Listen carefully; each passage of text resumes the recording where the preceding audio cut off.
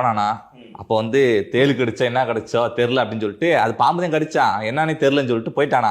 3 நாள் கழிச்சு மறுபடியும் வந்திருக்கானா. அதே மாதிரி பாம்பு கீழே இருந்து அவனை கொத்திருக்கா. வேற பாம்பாப்பா? அதே பாம்பா வேற பாம்பான்னு அவருக்கு மட்டும் சார் தெரியும்.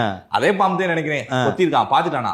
ஐயோ பாம்பு பாம்புட்டானா, செத்து போயிட்டான். பாத்தியா, 3 நாளா சாகாதவே அன்னைக்கு கத்துனோன்னு செத்து போயிட்டானா சார். என்ன சொல்றேன், சீமான் கார்ல போகும்போது ஒரு 4-5 பாம்பு உள்ள தூக்கி போட்டு பதறாம இருந்தேன்னு பார்க்கணும். ரெடிங்க கதை தானே, இஷ்டத்துக்கு அடிச்சு விடுறதுப்பா. யதார்த்தத்தை சொல்றேன். ஒரு தம்பி இல்ல இப்படி போயிட்டே இருந்திருக்கான் வயல்ல. அவன் கீழே போகும்போது ஒரு சின்ன துவாரத்துல பாம்பு இருந்து அவனை கடிச்சுட்டு என்னமோ கடிச்சிருச்சு கர்மம்னு விட்டுட்டு 3 நாளா போய் அவன் பாட்டுக்கு இருந்திருக்கான். திருப்பி அடுத்து 3 நாள் கழிச்சு அந்த இடத்துல போகும்போது அந்த பொத்துல பாம்பு அப்படி நின்று இருந்தது. அத்தாடி அன்னைக்கு நம்மள பாம்பளடா கடிச்சிருக்கு நான் பாருங்க சரக்கு இல்லைன்னா அது கூட தேவையில்லை. என்னன்னா கடிச்சவங்க கடி வாங்கினவங்க பதட்டப்படக்கூடாது. ஹாஸ்பிட்டலுக்கு போகிற வரைக்கும் முடிஞ்ச அளவு அதுக்கான எல்லா முயற்சியும் எடுங்க.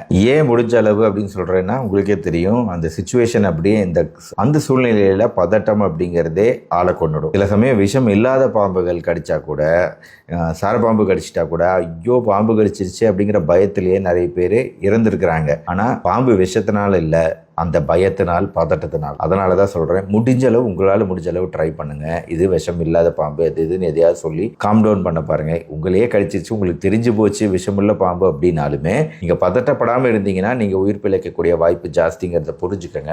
ஏன்னா ஆட்டோனாமிக் நர்வஸ் சிஸ்டம்லாம் தூண்டப்பட்டு ரொம்ப சீக்கிரம் வந்து நம்மளை மிகுந்த டென்ஷனுக்கு உள்ளாக்கிடும். அப்படியே வேர்த்து கொட்டி நம்ம பிபிலாம் கொலாப்ஸ் ஆகக்கூடிய வாய்ப்பு இருக்குங்கிறதுனால பதட்டப்படாதீங்க. நீங்கள் ஹாஸ்பிட்டலுக்கு வந்துட்டீங்கன்னா உயிர் பிழைக்கக்கூடிய வாய்ப்பு மிக மிக மிக அதிகம். எப்படியும் நம்மளுக்கு கொஞ்சம் டைம் இருக்கும். உடனே வந்து விஷயம் உடம்பு முழுக்க பிறகு சடார்னு ஆளை சாய்க்க போறதில்ல.